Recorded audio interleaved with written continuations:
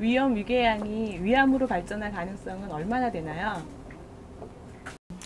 일반적으로 알려져 있는 경미한 위염의 경우에, 그리고 일반적으로 알려져 있는 양성 위궤양의 경우에는 위암으로 발전하지 않습니다. 하지만 이제 일반적인 경미한 위염이 아니라 만성적인 위 점막의 변화를 나타내는 위염들, 즉 위축성 위염의 경우에는 위암으로 발전할 수 있는 가능성이 그러지 않은 환자분들에 비해서 높다고 알려져 있습니다.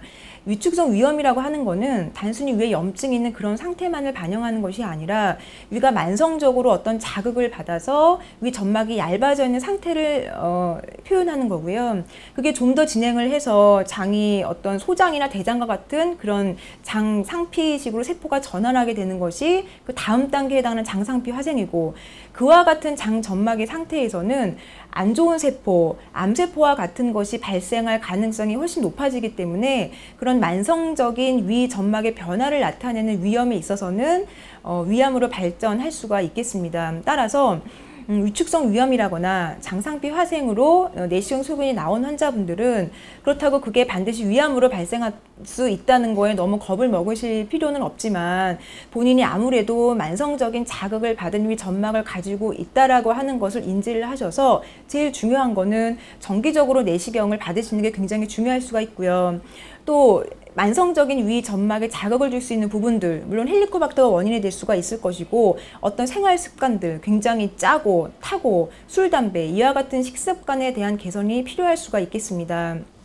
위궤양의 경우에는 간혹 초반에는 그냥 양성 위궤양이라고 진단을 받았는데 나중에 봤더니 위암으로 됐다더라, 위암으로 진행했나 보다 라고 말씀하시는 분들이 있습니다. 근데 실제로 위궤양이 정말 양성 위궤양에 맞았다고 한다면 그 궤양이 위암으로 발전하지는 않습니다. 근데 문제가 뭐냐면 실제로 위암 자체가 내시경적으로 일반적인 위궤양처럼 표현이 될 수가 있습니다.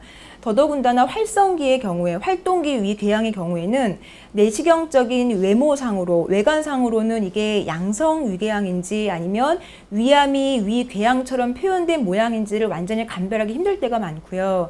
조직검사에서도 암세포만 있는 것이 아니라 활동기 위궤양의 형태로 나타났을 때에는 염증 세포들도 많이 있기 때문에 처음에 조직검사에서는 위음성, 즉 암세포가 섞여 있음에도 불구하고 조직에서 나오지 않을 수가 있습니다. 따라서 위궤양을 처음 진단받은 환자분들의 경우에는 아무리 초반에 조직검사에서 양성이 나왔고 특별히 문제가 없었더라도 약을 드신 다음에 다시 몇 개월 이후에 추정 내시경을 저희가 권고를 하게 되는데, 바로 그 이유가 위궤양이 잘 치유됐는지를 확인을 하고 필요한 경우에는 조직검사를 다시 하기 위함입니다.